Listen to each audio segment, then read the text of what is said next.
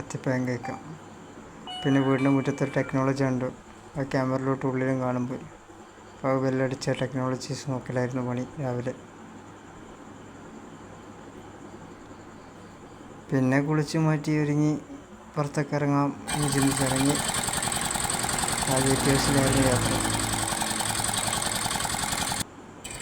കരിമ്പ് ജ്യൂസ് കുടിച്ചു.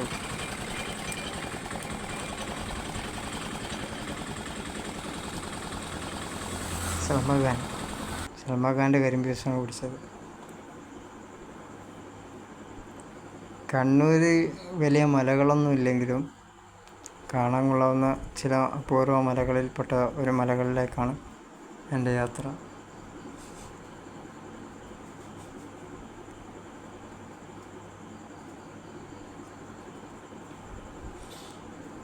ഓഫ് റോഡുകൾ ഒരുപാട് കയറാനുണ്ടായിരുന്നു.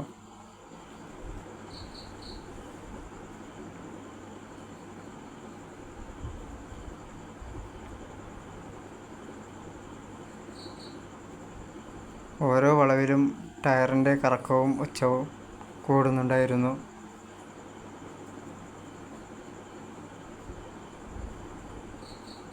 ഒരുപാട് ഓടിക്കഴിഞ്ഞതിന് ശേഷം വണ്ടി തട്ടുമോ ഇല്ലയോ എന്നറിയാൻ ഉള്ള ടാസ്കിലേക്കെത്തി.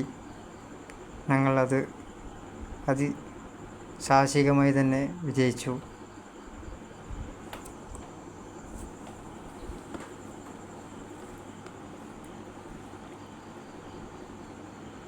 ഇനി അധികം മുന്നോട്ട് കാറെടുത്ത് പോക്ക് ടാസ്ക്കാണെന്ന് മനസ്സിലാക്കിയതിന് ശേഷം അവിടെ വെച്ച് നടന്നു.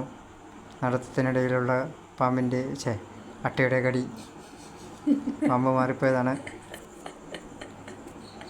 ഈ മാപ്പിൽപ്പെട്ട സ്ഥലങ്ങളിലേക്കാണ് ഞങ്ങൾ കയറിപ്പോയത്. ആലക്കോട്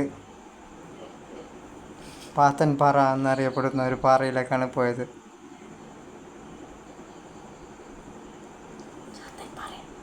പാത്തൻപാറ.